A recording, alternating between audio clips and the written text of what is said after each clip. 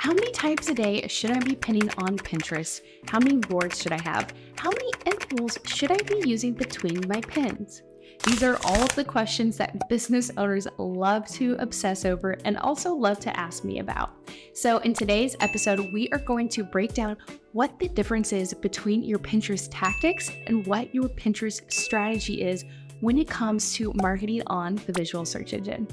I'm Emily Bales, and for almost 5 years now, I've helped my clients and my students increase their traffic and turn it into profit through the power of Pinterest marketing.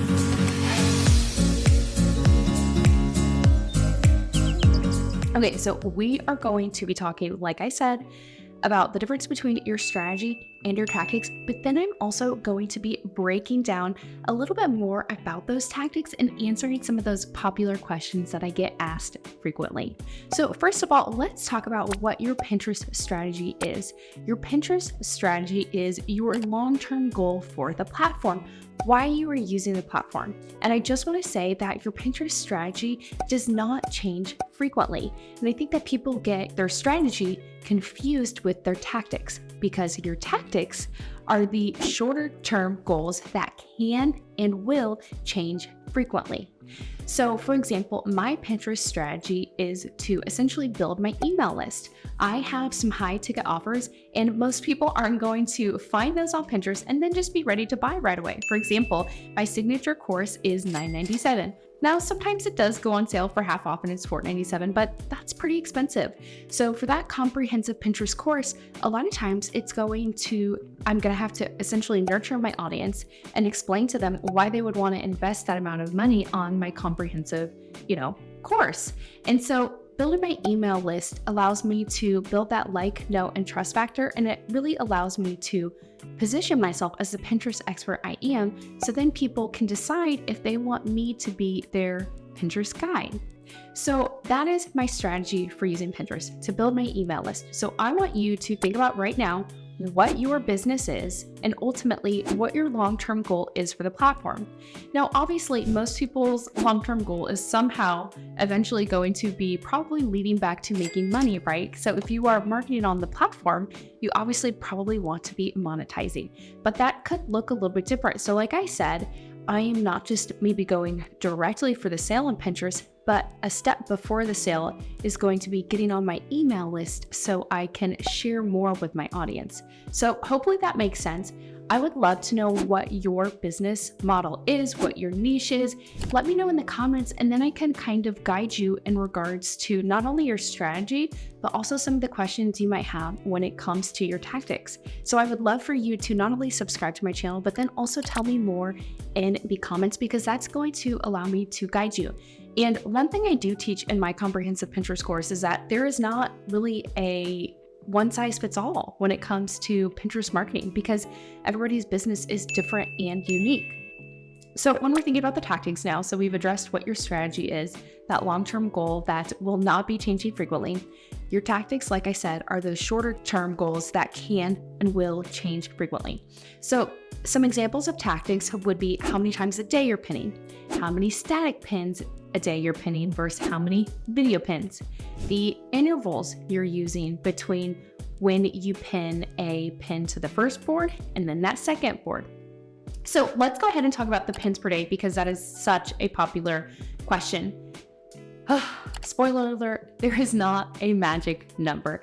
There's not a one size fits all. It really is going to depend on your unique business, and honestly, to a certain extent, how much content you have. So how many products, if you have a couple of different lead magnets, if you have multiple blog posts. So for my business, I do have quite a few blog posts. I have, I believe, almost 70 blog posts.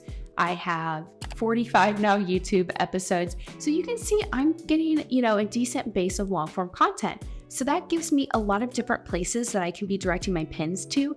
But then I also make multiple pins for each piece of content. So when this episode goes live, I can create 5 unique pins for this one episode. So as you can see, if you only have 2 blog posts and maybe 1 product, you just don't have as much content. And that doesn't mean that you shouldn't be marketing on Pinterest, but your tactics are going to have to look a little bit different, because you don't want to be pinning the same blog post, 5 times a day. That just is not really a Pinterest best practice. Pinterest prefers you to really keep your content as fresh as possible. So if you don't have as much content, I still recommend you getting on Pinterest now, because as you do continue to build your business and maybe you do get more products or you have more content, then you're going to want to have that Pinterest foundation already there. And it's obviously just going to grow more the more content, products, and things you have to offer, and honestly, education, inspiration, whatever it is that you are offering to your audience to serve them. So as that continues to build, you're obviously just going to continue to see your Pinterest account grow as well. So let's say you do only have a few products or maybe one lead magnet. You might only pin 1 to 2 times a day in the beginning. And that is just, what you are going to do and, what's working for you with what you have right now. So like I said, that's not a right or a wrong thing. However, I do want you to keep in mind 2 really important things is that you want to stay consistent and you do still want to focus on fresh content. So even if you don't have a ton of different places that you're directing pins, you are at least creating fresh pin designs, because technically it is definitely fresh to have a new pin design, even if it is a URL you've already shared on the platform. Plus, the reason why I teach creating multiple pins for one blog post or one product is because then you can really take different angles and hooks for that, piece of content as well. And you can also see what's really hitting or resonating with your audience through that way, as well.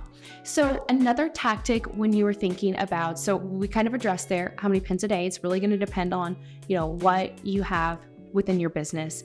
And you want to make sure that you're consistent, whether that be 1 to 2 pins a day, 3 to 5, or 5 to 10. So now I want to talk about intervals, because I got into a conversation with somebody on TikTok about this where they were like, I thought you couldn't pin 1 pin to multiple boards. That can't be a slippery slope. I had somebody say then, well, I pin 1 pin to 20 boards. And I think this is when people were like, when it comes to Pinterest marketing, is because there's so many variables and tactics that you can and, really should play with and see what works for you.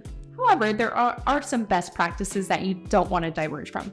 For example, I would not recommend pinning 1 pin to 20 boards. There's just no way it's going to be highly relevant to 20 different boards. So I say pick the most highly relevant, and then that's going to narrow it down for you, because honestly, one piece of content at the most could be highly relevant to, 2 to maybe 3 boards.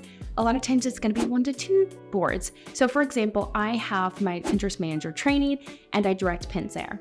And those pins are all highly relevant to my Pinterest management board, my work from home jobs board, and then also my side hustle Pinterest board. So that actually could go to 3 different boards, and that's okay. But you don't want to turn your Pinterest content on like a fire hose. So I wouldn't pin all 3 of those same pins to those 3 different boards on the same day. You want to slowly drip it out. So think about gradually turning on a sink. You want to have that slow drip. So with the interval, which would be the tactic, you could use a 7 to 10 day interval, which is also why I like using Tailwind. You cannot use an interval feature when you are scheduling natively on Pinterest, but if you schedule on Tailwind, then you can choose an interval of anywhere from 7 to 14, however long you want between those pins. I typically am doing anywhere from 7 to 14 days between when that pin is published to that first board and when it's published to that second board. And then sometimes I have a pin and it's only really relevant to one board, so I only pin it to one board, and that's okay. So once again, you do want to follow best practices, and best practices is really only pinning your pins to the most highly relevant boards. So there's a few different examples of tactics. I would love to know what your burning Pinterest tactics questions are, because I do get asked about these tactics a lot, and you can play and you can test these. You always want to fall back to best practices, but one thing that you could test that is a test and you don't have to worry about not following best practices is honestly even just how many static versus how many video pins you're sharing. So I noticed a huge change positively in my business when I started pinning 1 video pin per day. That's a lot. So I recommend at least pinning anywhere from 3 to 5 video pins a week. But if you could do 1 a day, see what happens in 30 days. So whatever tactic you do test or play with, always follow best practices, but then also I would say give it at least 30 to 60 days because Pinterest is a long game platform. So you just want to make sure that you are giving the algorithm enough time to really, understand and process that change and then reflect that change in your data. So you can decide, oh yeah, this worked for me, like I saw with my video content, or this was a lot of extra work and over 60 to 90 days, it didn't even make that much of a difference. So I hope this gives you a good idea of your Pinterest strategy. Breathe a sigh of relief that does not change frequently. Your tactics, don't stress about them. Let me know what questions you still have about your Pinterest tactics, and I would love to answer them in the comments. And then I'm also happy to provide support in regards to what you're telling me about your unique business and what I would tell you if you were my client. So I would love to invite you to subscribe to my channel because that allows me to continue to come back week after week and serve you when I am building this audience. And I also would love for you, like I said, to let me know in the comments, a bit more about your business, how I can help you with those tactics. And then also be sure to like this episode. So I can't wait to see you soon in next week's episode. Bye for now, friends.